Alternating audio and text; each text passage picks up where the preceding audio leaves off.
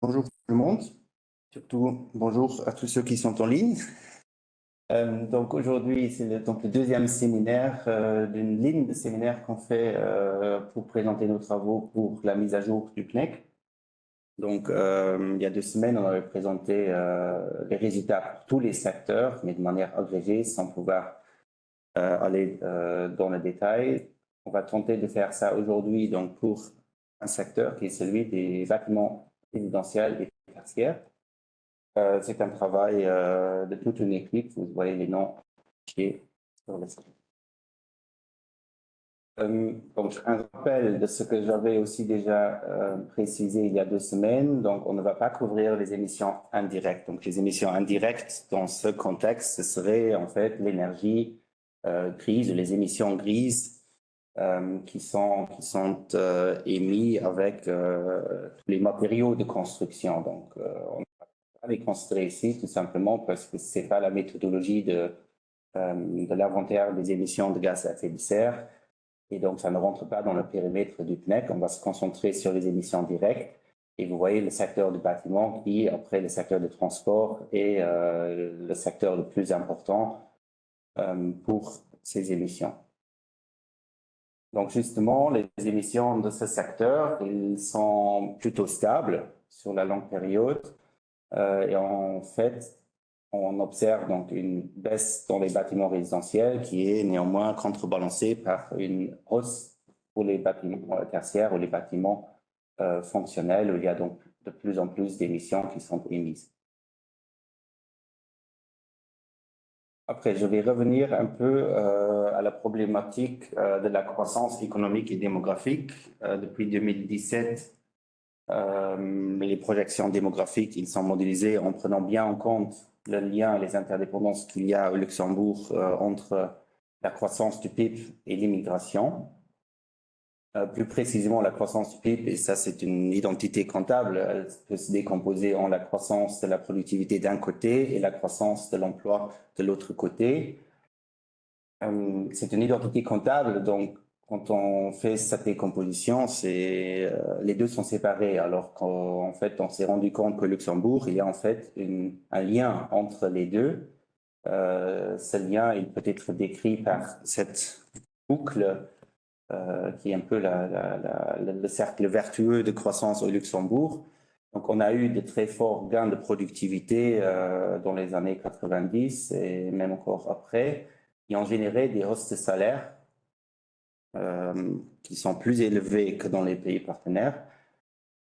Un revenu disponible plus élevé aussi. Donc, le revenu disponible, en plus des salaires, on y rajoute, par exemple, les transferts et il y a l'impact de la taxation qui elle aussi est en partie plus faible que dans les pays voisins.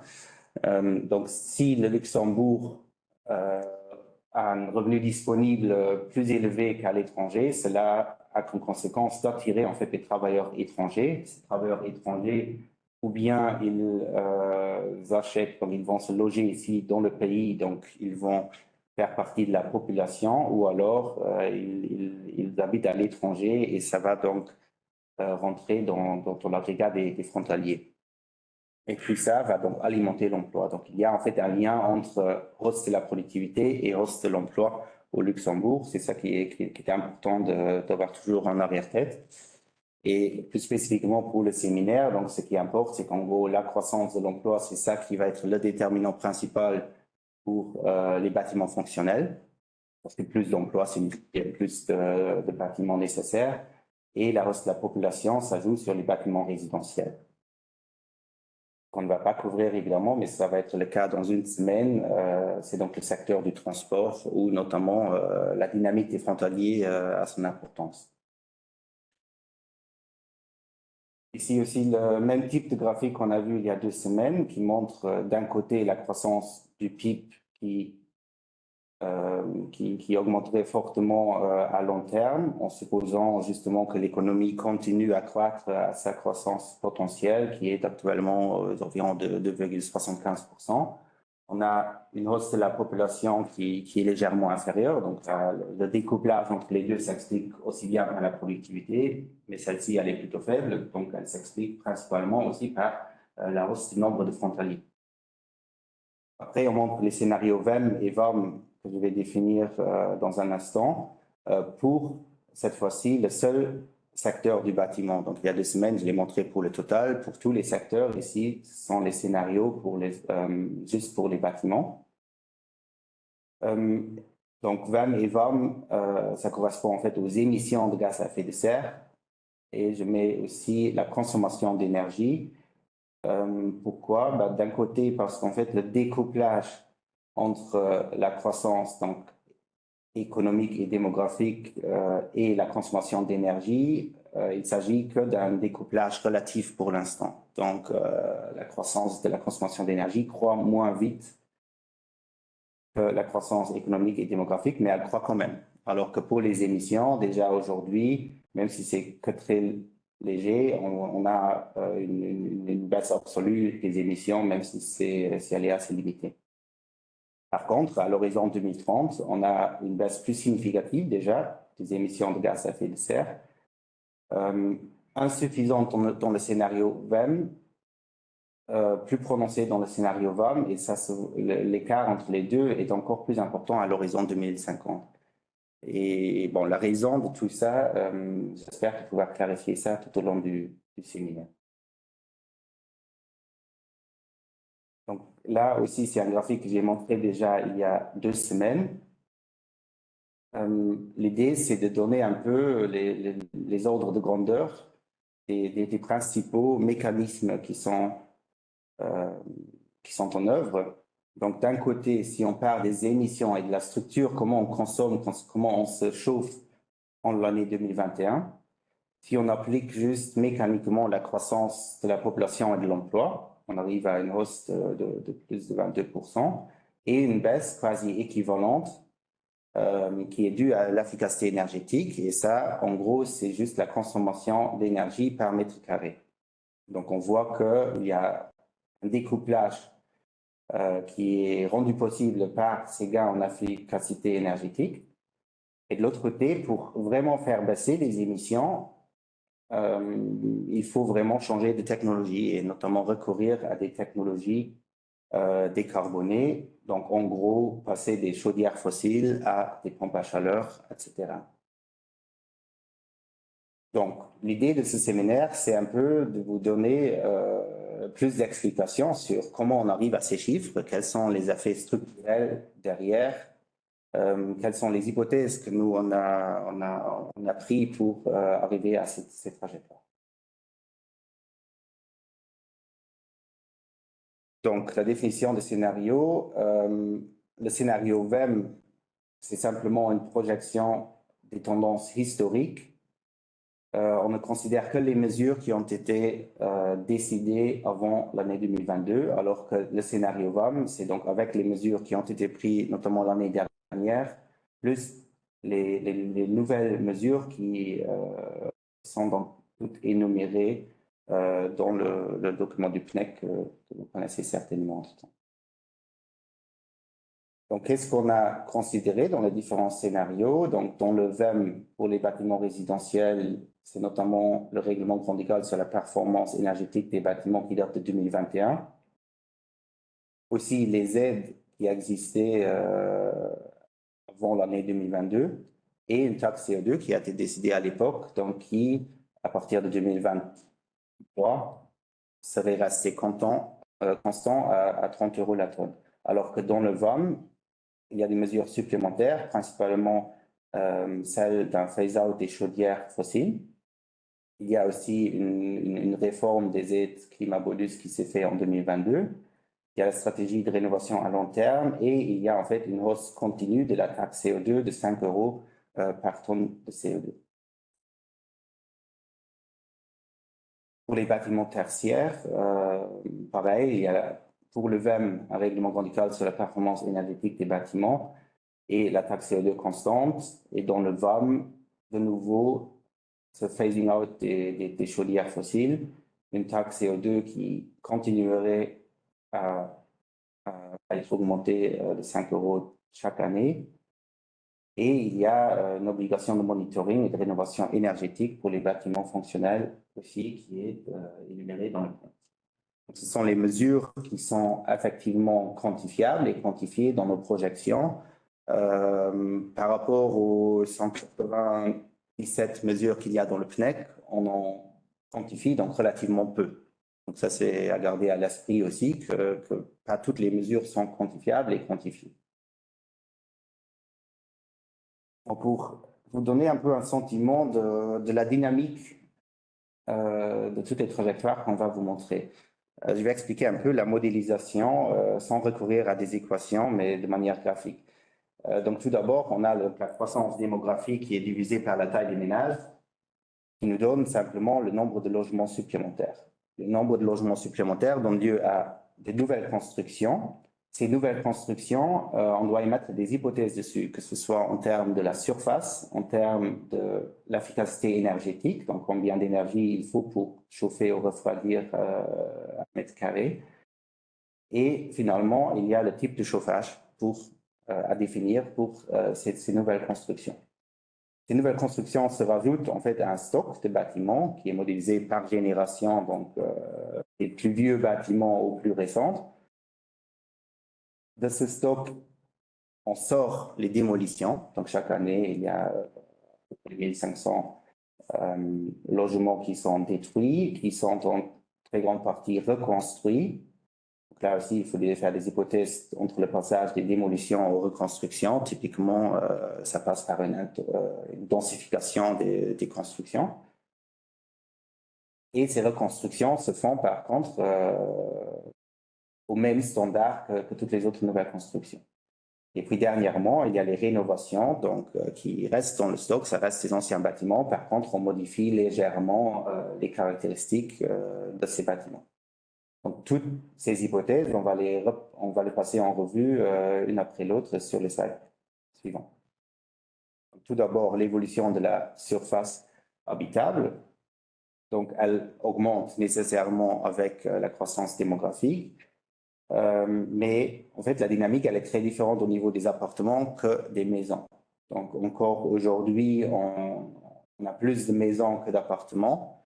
Mais déjà, dans les statistiques des bâtiments achevés, on voit clairement qu'il y a des tendances quand même très différentes. Et donc, au milieu de cette décennie, à un moment donné, on aura plus de logements dans des résidences, donc des appartements, que de maisons notamment isolées.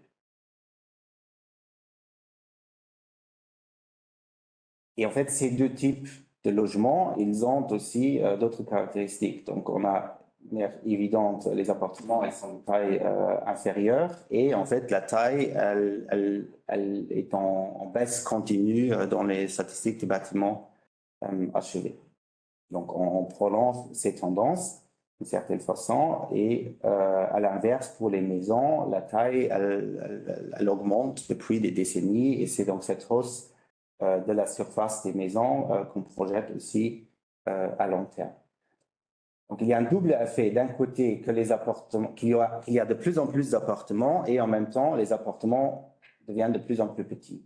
Et quand on prend les deux ensemble, ça donne les mètres carrés par logement ou les mètres carrés par ménage qui sont donc en baisse, alors que, bien évidemment, la surface totale est en hausse sur toute la période de projection.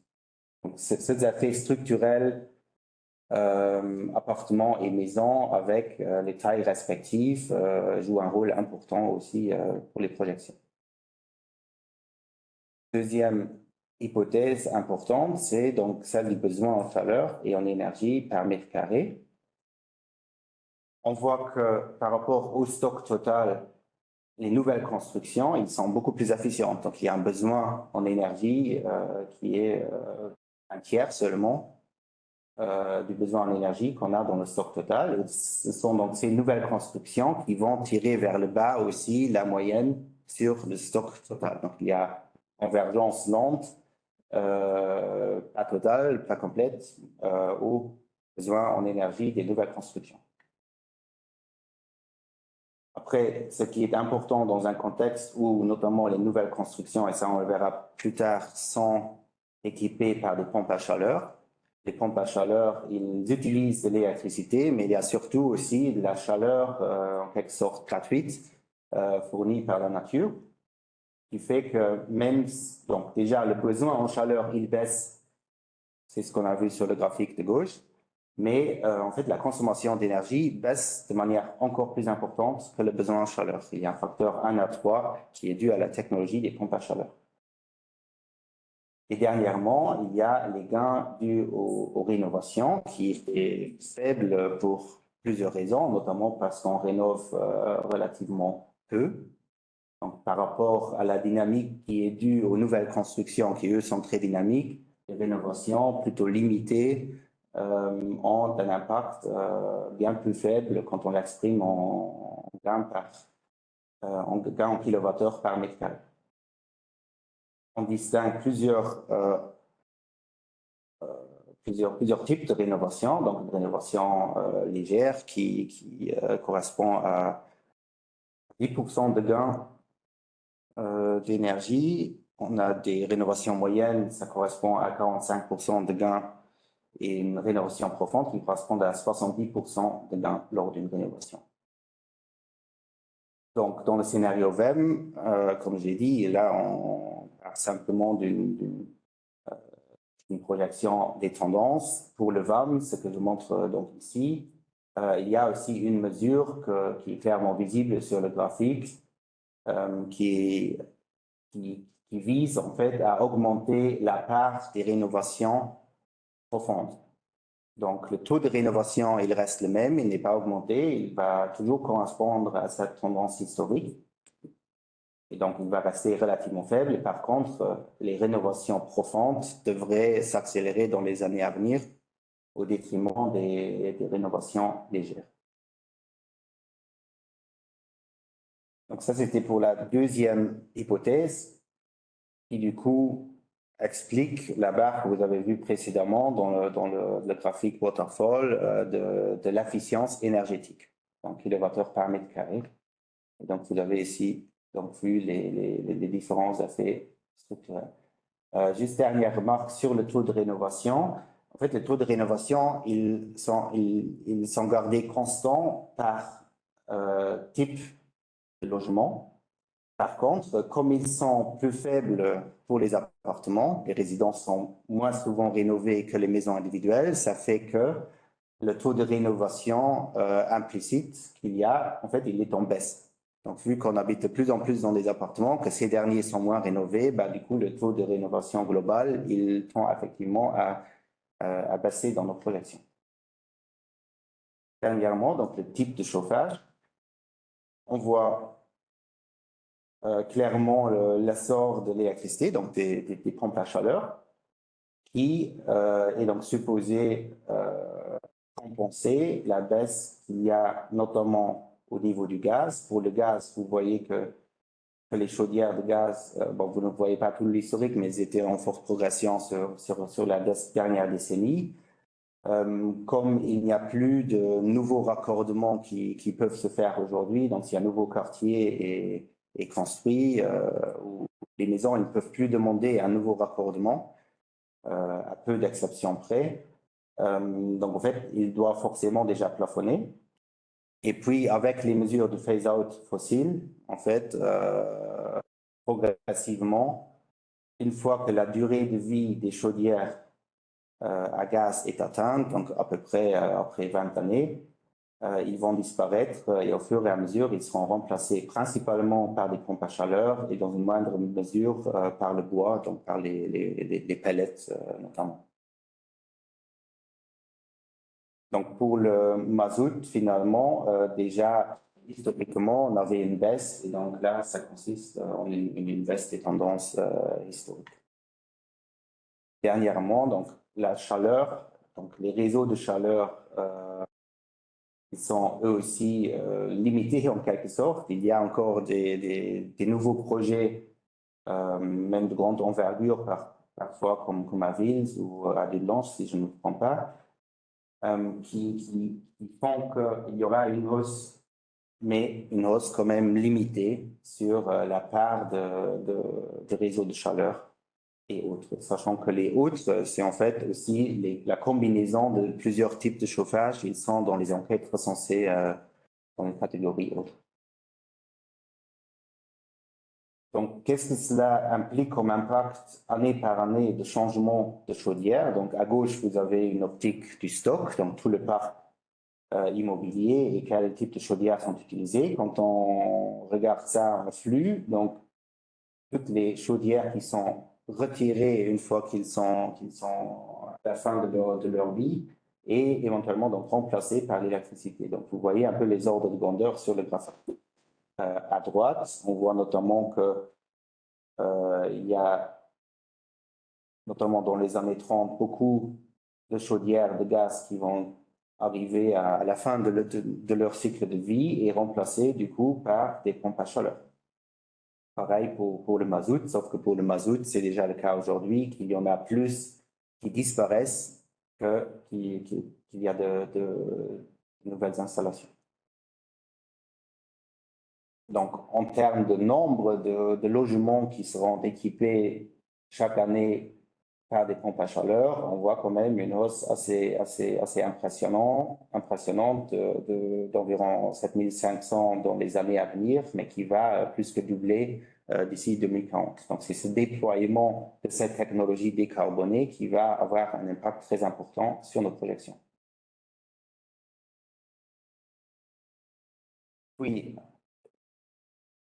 J'ai déjà évoqué avant dans un graphique, il y a, dû à la technologie des pompes à chaleur, une différence entre le besoin en chaleur qui, lui, baisse, mais en fait, la consommation d'électricité baisse de manière plus impressionnante. Ici, ce n'est pas seulement la consommation d'électricité, mais la consommation totale. Donc, si on retire une chaudière à gaz ou à mazout, ça fait beaucoup baisser la consommation d'énergie finale, alors que l'électricité, elle n'augmente pas de la même manière. C'est de nouveau ce facteur 1,3 ou 1,4 d'une pompe à chaleur. C'est cette plus grande efficacité de cette technologie qui explique aussi la dynamique. Et dernièrement, comme l'électricité n'émet pas des émissions directes, le recours massif à la pompe à chaleur, à long terme, va conduire à un facteur d'émission lié au chômage qui va tendre vers zéro et c'est ça qui va rendre possible finalement la neutralité carbone dans ce secteur.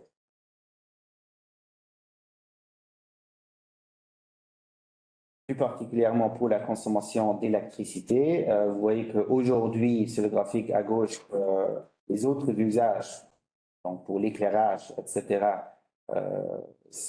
ça explique le gros de la consommation d'électricité dans les bâtiments résidentiels. Il y a une certaine quantité de chauffage direct aussi qui consomme de l'électricité. Et puis, vont se rajouter progressivement l'électricité utilisée par les pompes à chaleur. Et vous voyez qu'à long terme, les pompes à chaleur vont donc expliquer les 2/3 de la consommation d'électricité des ménages. À droite, c'est une exception, donc on ne parle que des bâtiments dans cette présentation. Par contre, ici, j'ai quand même montré la consommation totale d'électricité ainsi que la part de la production domestique, parce que c'est souvent une question soulevée dans les débats. D'où va venir la consommation d'électricité si on se met à chauffer avec des pompes à chaleur et si on conduit des voitures électriques? Et vous voyez effectivement que la consommation d'électricité, elle va plus que doubler à long terme. Mais comme la production domestique, elle augmente encore plus rapidement et notamment dans la décennie à venir, cela implique qu'en fait la part de la production domestique d'électricité a la tendance à augmenter à long terme.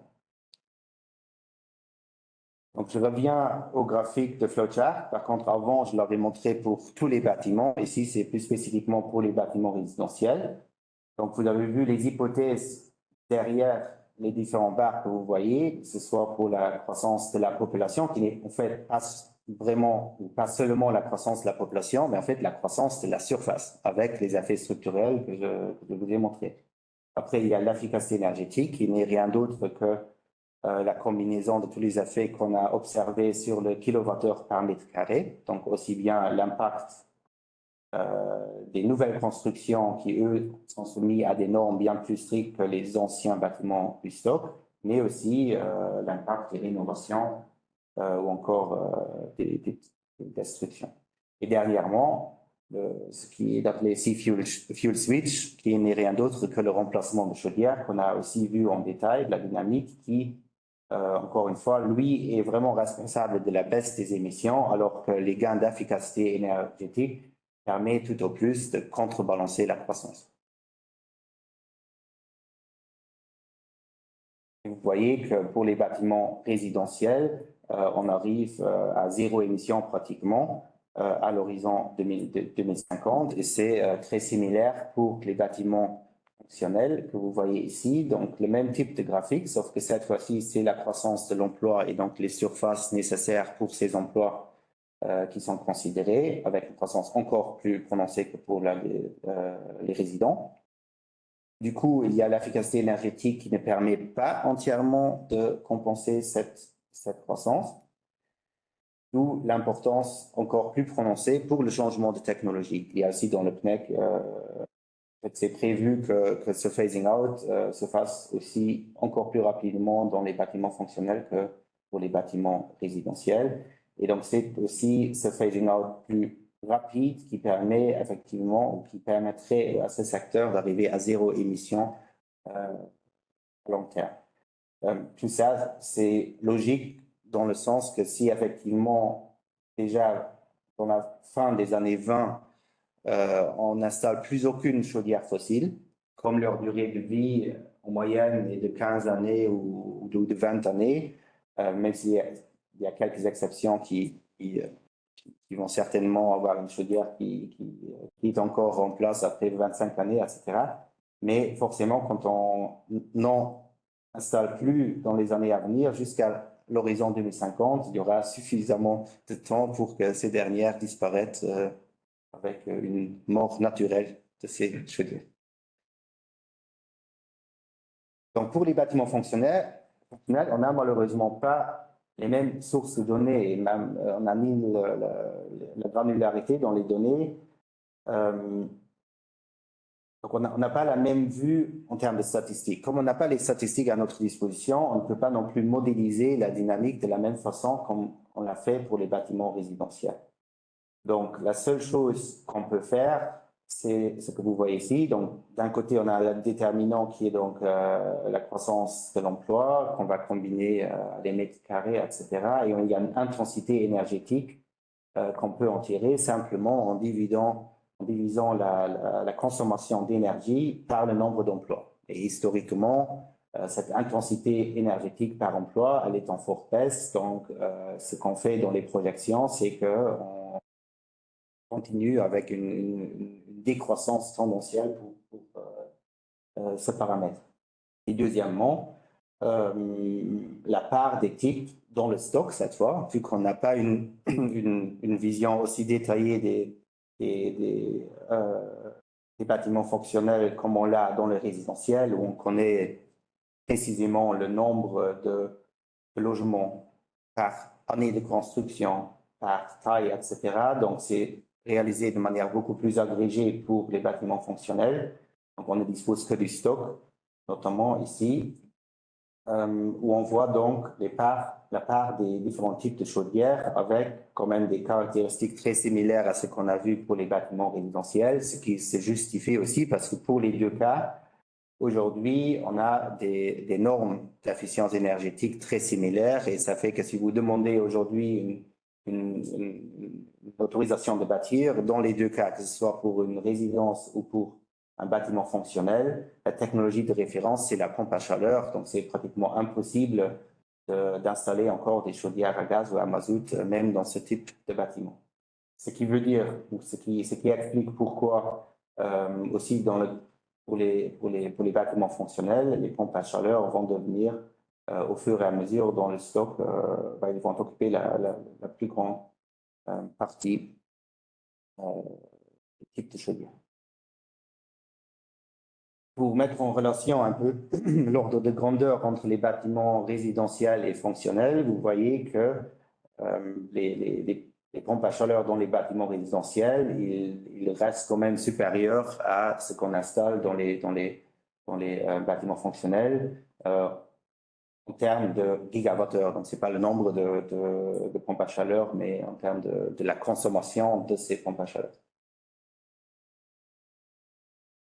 Et quand on prend les deux secteurs ensemble et qu'on essaye de quantifier un peu l'impact des différentes mesures du PNEC, mais aussi des normes qui existaient déjà avant la date de fin 2021, qui fait la distinction entre les scénarios VEM et les scénarios VAM. Donc, vous voyez que justement les normes qui étaient en place pour notamment les bâtiments résidentiels, ils ont un très fort impact sur la dynamique de tout ce qui est observé dans les décennies à venir.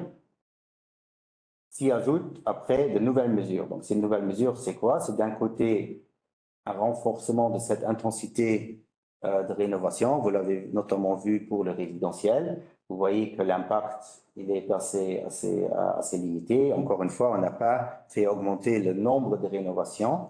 Donc, on reste assez conservateur sur cette hypothèse-là. Par contre, l'intensité de rénovation a été légèrement augmentée pour représenter quelques mesures du PNEC. Après, il y a ce phase-out des chauffages fossiles, où vous voyez que son impact il est très important, presque aussi important que celui des normes qui étaient déjà en place avant. Après, il y a les campagnes d'économie d'énergie qui ont été faites l'année dernière, aussi avec des audits obligatoires, etc., qui ont été quantifiés par les ministères sur quel en serait l'impact. Vous savez que effectivement, la consommation de gaz, notamment, a bien baissé en 2022. En partie, c'est repris dans ces projections. Et en partie, c'est supposé que cet impact il va durer pendant un certain temps, avec derrière le raisonnement qu'une fois qu'on a mieux calibré son chauffage, ça va avoir un impact à long terme. Mais là aussi, comme pour l'intensité de rénovation, un impact relativement limité en termes d'émissions. Donc, ça joue beaucoup moins sur la trajectoire des émissions qu'on verra tout à l'heure. Et dernièrement, la taxe CO2, elle joue aussi dans ce secteur, mais aussi l'impact, il est limité. Il est limité aussi parce qu'en fait, on l'a évalué comme dernière mesure. Donc, on l'évalue une fois qu'on a déjà supposé qu'il y a énormément de chaudières fossiles qui ont été retirées du stock. L'impact de la taxe CO2 serait évidemment plus prononcé. On n'aurait pas évalué ces mesures si on aurait appliqué l'impact de la taxe CO2 sur tout le stock des chaudières fossiles dont on dispose aujourd'hui. Donc là, c'est le résultat global pour ce secteur. On voit notamment que le point de départ, il est déjà bien supérieur à l'objectif sectoriel comme il a été défini. Et en fait, cet écart entre les émissions observées aujourd'hui et cette trajectoire, cet objectif sectoriel, il va plus ou moins être constant tout au long. Donc, les projections montrent en fait qu'on arrive bien à une baisse des émissions, mais qu'on court un peu derrière l'objectif, dans le sens qu'on reste au-dessus sur toute la période. Et vous voyez quand même qu'il y a un très grand écart entre le scénario VEM et le scénario VAM. Encore une fois, on vient de voir d'où ça vient. Ça vient principalement de ce phase-out des chauffages fossiles. Donc, à côté des objectifs climatiques, il y a aussi un objectif d'efficacité énergétique qui n'est pas défini dans un règlement grand école, mais il avait été défini dans le dernier PNEC. On voit là aussi, et c'est directement lié aussi à l'objectif au niveau des émissions, que l'objectif, il a probablement été défini, il est probablement trop ambitieux, et donc nos projections aujourd'hui tendraient plutôt à dire qu'on ne va pas atteindre cet objectif d'efficience énergétique, malgré tous les effets que je vous ai montrés, que ce soit le facteur 1 à 3 pour les pompes à chaleur ou alors les autres effets structurels comme la prédominance des appartements ou la taille baisse, etc. On ne voit pas que cet objectif peut être atteint. Et dernier des objectifs, c'est l'objectif des énergies renouvelables. Donc ici, pour la chaleur et pour le froid, comme on se concentre surtout sur le bâtiment dans ce linéaire, je vais juste commenter les barres en bleu clair qui sont ceux du bâtiment. et où on voit que effectivement ça occupe au moins la moitié du besoin en chaleur et que les énergies renouvelables dans tout ça, ils sont en forte progression, ce qui est un peu mécanique, parce que l'électricité, par définition, c'est supposé être renouvelable ici. Et puis, il y a aussi des explications plus techniques avec notamment l'électricité pour les pompes à chaleur qui n'est pas considérée au dénominateur. Donc, on a en fait une définition de cette part des énergies renouvelables qui est la consommation d'électricité ou d'énergie renouvelable au numérateur, et au dénominateur, on a la production. Et en fait, la consommation d'électricité, non, c'est l'inverse, c'est l'inverse. Donc, c'est la consommation qui est au dénominateur. Et par convention dans les statistiques, dans la définition de ces objectifs, l'électricité utilisée pour les pompes à chaleur n'est pas considérée.